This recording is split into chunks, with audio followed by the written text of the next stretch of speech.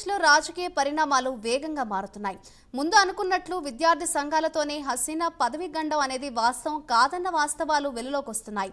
ప్రతిపక్ష నేత బంగ్లా Nationalist party అధ్యక్షులు ఖలీదా జియా జైలు నుంచే చక్రం తిప్పినట్లుగా తెలుస్తోంది.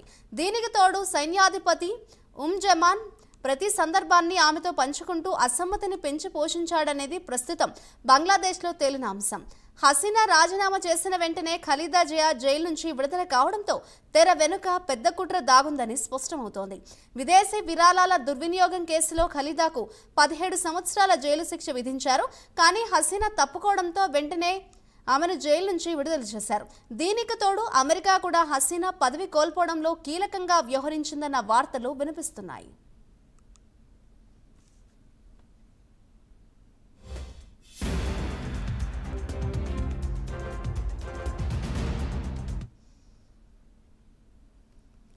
బంగ్లాదేశ్లో రాజకీయ పరిణామాలు విస్మయానికి గురిచేస్తున్నాయి. ఇదే అంశంపై మరింత సమాచారాన్ని మా ఏపీ ఇన్పుట్ ఎడిటర్ టీవీరావు అందిస్తారు. టీవీరావు, చెప్పండి, అటు బంగ్లాదేశ్లో రాజకీయ పరిణామాలు చూస్తే సర్వత్రా షాక్ వ్యక్తమయ్యే సందర్భాలు అయితే కనిపిస్తున్నాయి. బంగ్లాదేశ్లో రాజకీయ పరిణామాలకు అటు అమెరికా కూడా లింక్ ఉందన్నట్లుగా కూడా అటు ఊహాగానాలు వస్తున్న నేపథ్యంలో మనం ఏ విధంగా చూడొచ్చు అంటారు? మాధురి, బంగ్లాదేశ్లో తరచుగా జరిగేటటువంటి రాజకీయ పరిణామాలకు విభిన్నంగా ఈసారి ఈ తెర వెనుక రాజకీయాలు చాలా జరిగేనట్టు ఇక్కడ స్పష్టమవుతోంది. ప్రధానంగా హసీనా ఏదైతే ఈ ఏడాది జనవరిలో అధికారంలోకి వచ్చినప్పుడు తాను ఎన్నిక అనేటటువంటిది వక్ర మార్గంలో జరిగింది, ఎన్నిక సజావుగా జరగలేదని మొదలుపెట్టినటువంటి విపక్షాల ఆందోళన, ఇందుకు తెర వెనుక నడిపినటువంటి సైన్యం కుట్ర మొత్తం కూడా కలగలిపి ఈ రోజున విద్యార్థుల ఆందోళన రూపంలో హసీనా పదవీ గండం స్పష్టంగా కనిపించింది. మరి అసలు మొదటి నుంచి చూస్తే కనుక అసలు ఇక్కడ ఏదైతే ఎన్నిక సజావుగా జరగలేదన్న దగ్గర నుంచి ప్రారంభమైనప్పుడు విదేశాల నుంచి ఏదైతే రష్యా, అమెరికా, అలాగే ఐఓసి, ఇతర అరబ్ కంట్రీస్, ఈ దేశాలన్నీ కూడా ఏదైతే బంగ్లాదేశ్లో ఎన్నిక ఎలా జరిగింది అనే దానిపై విశ్లేషించేందుకు ఇక్కడ స్టడీ చేసేందుకు ఇక్కడికి రావడం జరిగింది. అయితే కనుక అన్ని దేశాలు కూడా ఐఓసితో ఓఐసితో సహా అన్ని దేశాలు కూడా అరబ్ కంట్రీస్ కానీ ఇవన్నీ కూడా ఇక్కడ ఎటువంటి అక్రమాలు జరగలేదు, ఎన్నిక అనేది సజావుగానే జరిగింది అని తేల్చిపారేశాయి. అయితే ఒక అమెరికా మాత్రం ఇక్కడ ఏదైతే హసీనాకు వ్యతిరేకంగా అక్కడ రిపోర్ట్ ఇవ్వడం జరిగింది.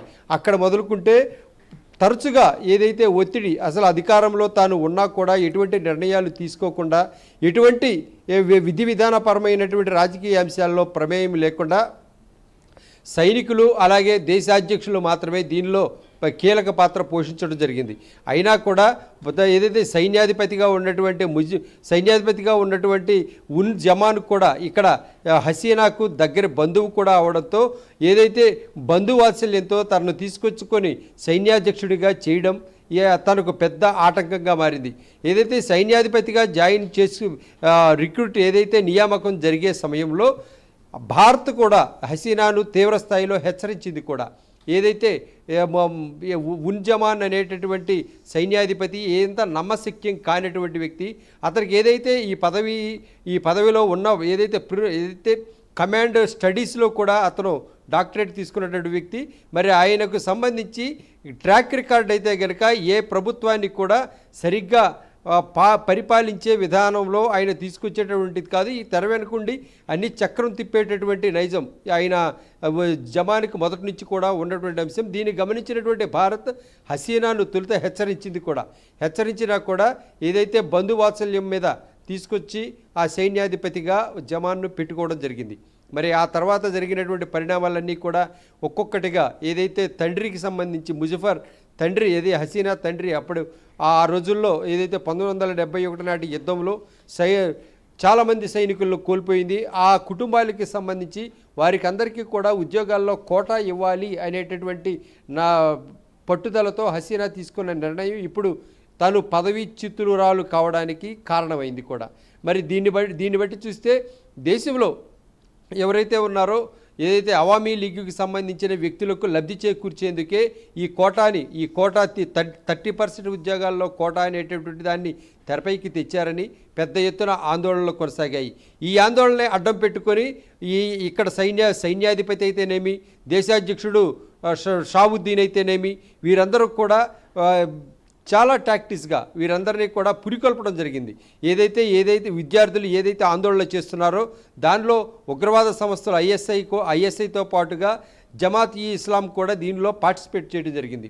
వీరందరూ కూడా ఉగ్రవాద సంస్థలకు తోడు బంగ్లాదేశ్ నేషనలిస్ట్ పార్టీ ఖలీదా జియా అధ్యక్షురాలుగా ఉన్నటువంటి ఆ పార్టీ కూడా దీనిలో భాగస్వామ్యులయ్యారు. వీరందరూ కూడా ఏకపక్షంగా దాడులు చేయడం, చంపుకోవడం, ఇటువంటి చర్యలు మితిమీరిపోయాయి. దాదాపుగా 450 మందికి పైగా ఊచకోత కోయబడినటువంటి ఈ ఉద్యమాల్లో ఇప్పుడు చివరకు ఈ ఉద్యమకారులందరూ కూడా పార్లమెంటు పైకి వెళ్ళడం, అలాగే హసీనా ఇంటిపైకి వెళ్ళి దూసుకెళ్ళడం, ఇదంతా కూడా చాకచక్యంగా ఏదైతే సైన్యాధిపతులు చేసినటువంటి కుట్రలో భాగంగానే ఇదంతా నడిచిందని ఇక్కడ మనం ప్రధానంగా చెప్పుకోవాల్సి వస్తుంది.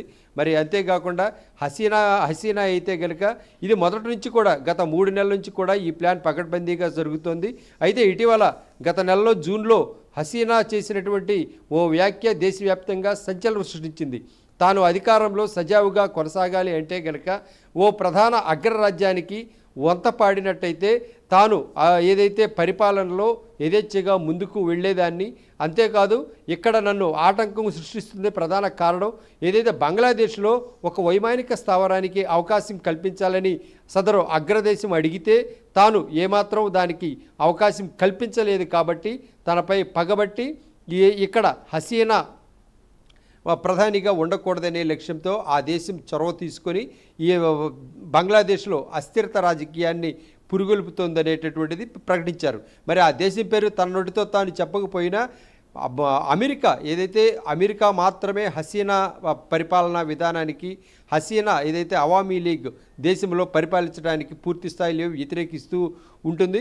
మరి అందుకే అమెరికా అనేటటువంటి సుస్పష్టం. అయితే ఇదంతా జరిగినటువంటి నేపథ్యంలో హసీనా దేశం విడిచి వెళ్ళిపోవాలని కూడా దేశాధ్యక్షుడు షాబుద్దీన్ 45 నిమిషాల్లో ఖాళీ చేసి వెళ్ళిపోవాలి, రాజీనామా చేసి కనిపించకూడదు అని చెప్పి హెచ్చరించిన నేపథ్యంలో హసీనా వెంటనే ఏదైతే తన సమీపంలో ఉన్నటువంటి యుద్ధ విమానాల ద్వారా తాను అక్కడి నుంచి తప్పించుకొని భారత్లో అడుగుపెట్టడం.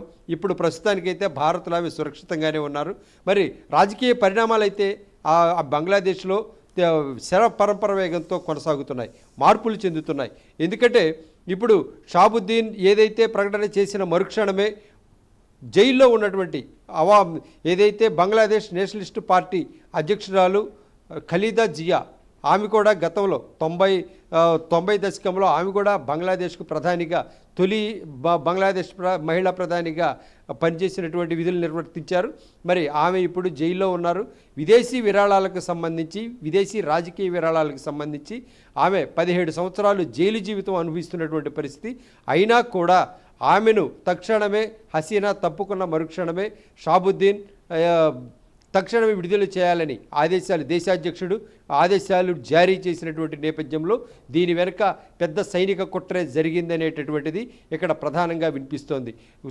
తీసుకున్న పరిణామాలు చూస్తే కనుక తొలుత విద్యార్థులతో ఆందోళనలు, ఆ తర్వాత ఉగ్రవాదులు దానిలో చొరబాటు, అలాగే ప్రతిపక్షాలు దీనిలోకి చేరుకోవడం, ఆ తర్వాత సైనిక తిరుగుబాటు కూడా జరుగుతుందని రెచ్చగొట్టడం, ఆ తర్వాత షాబుద్దీన్ ఖలీదా జియాను జైలు నుంచి విడుదల చేయడం. ఈ పరిణామాలన్నీ చూస్తే క్రమక్రమంగా హసీనాను గద్దె తిప్పడమే లక్ష్యంగా ఈ పావులన్నీ కదిపాయి అనేటటువంటి విధంగా ఇక్కడ అర్థమవుతోంది. మరి చివరకు చూస్తే ఇప్పుడు ఖలీదా ఏదైతే ఇప్పుడు హసీనా అయితే కనుక భారత్లో ఉన్నారు. భారత్లో గతంలో కూడా ఇటువంటి రాజకీయ శరణార్థురాలిగా భారత్లో 6 సంవత్సరాలుగా గతంలో ఇదే విధంగా దేశాన్ని విడిచి 6 సంవత్సరాలు భారత్లోనే తలదాచుకున్నటువంటి పరిస్థితి. మరి నెక్స్ట్ తను స్టెప్ ఎలా ఉండబోతుంది అంటే కనుక తన సోదరి కుమార్తె యూకేలో లేబర్ పార్టీ పార్లమెంటు సభ్యులుగా ఉన్నారు. మరి అక్కడికి తాను వచ్చే విధంగా ఏదైనా అవకాశం ఉందా అని చెప్పేసి యూకే వెళ్ళడానికి శతవిధాల ప్రయత్నాలు చేస్తున్నారు. అయితే అక్కడికి వెళ్లేందుకు ఒక రాజకీయ శరణార్థురాలకు ఇక్కడ అవకాశం కల్పించేటటువంటిది, ఇక్కడ తలదాచుకునేటటువంటి అవకాశాలు మా దేశంలో మా చట్టాల్లో ఆ పరిధి లేదు అని అమెరికా ఏదైతే యూకే చెప్పడం జరుగుతుంది. మరి ఇటువైపు చూస్తే భారత్లో అయితే కనుక తాను ఉండేందుకు ఎటువంటి ఆంక్షలు లేవు, ఏదైతే ఒక రాజకీయ శరణార్థురాలిగా ఇక్కడ ఉండటానికి అభ్యంతరం లేదు కాబట్టి తను ఉన్నంతకాలం స్వేచ్ఛగానో సొంత విధానాలను ఇక్కడ అమలు చేయకుండా తాను మాత్రం ఒక రాజకీయ శరణార్థురాలిగా ఒక రిక్వెస్ట్తో భారత్లో ఉండేందుకు ఎటువంటి అబ్జెక్షన్స్ ఉండకపోవచ్చు. మరి మొత్తం మీద చూస్తే బంగ్లాదేశ్లో మరోసారి సైనిక పాలన ముమ్మరమవుతోంది. అంతేకాకుండా తాత్కాలిక ప్రభుత్వాన్ని కూడా త్వరలో ఏర్పాటు చేయబోతున్నారు. ఇప్పటికే పార్లమెంటును రద్దు చేసేసేయటం కూడా జరిగింది. మరి నెక్స్ట్ అధికారంలోకి రాబోయేది అక్కడ ప్రజలైతే కనుక సామాజిక సంస్కరణలు చేసినటువంటి వ్యక్తులు ఎవరైనా ఉన్నారా అని ప్రజలు అటువైపుగా ఆలోచిస్తున్నారు.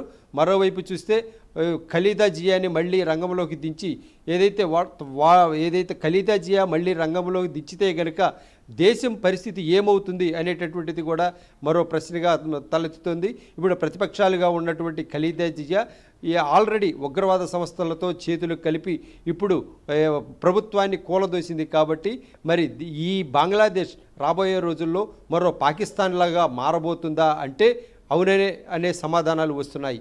ఏది ఏమైనా ఇప్పుడు హసీనా రాజకీయంగా భంగపడినా కూడా బంగ్లాదేశ్లో మాత్రం పెద్ద ఎత్తున ప్రజా ఉద్యమం మాత్రం మళ్ళీ త్వరలో ఉవ్వెత్తున లెగిచేటువంటి అవకాశాలు పుష్కలంగా కనిపిస్తున్నాయి.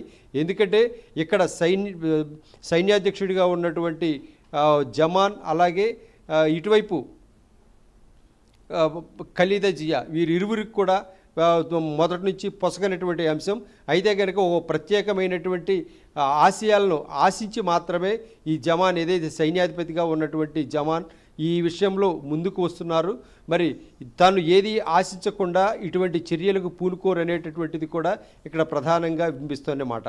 ఏదేమైనా హసీనాను పదవీచ్యుతురాలని చేసిన బంగ్లాదేశ్లో మాత్రం రాజకీయ అస్థిరత అనేది మాత్రం ఇంకా కొనసాగుతుందనేటటువంటిదే ప్రధానంగా వినిపిస్తున్నమాట.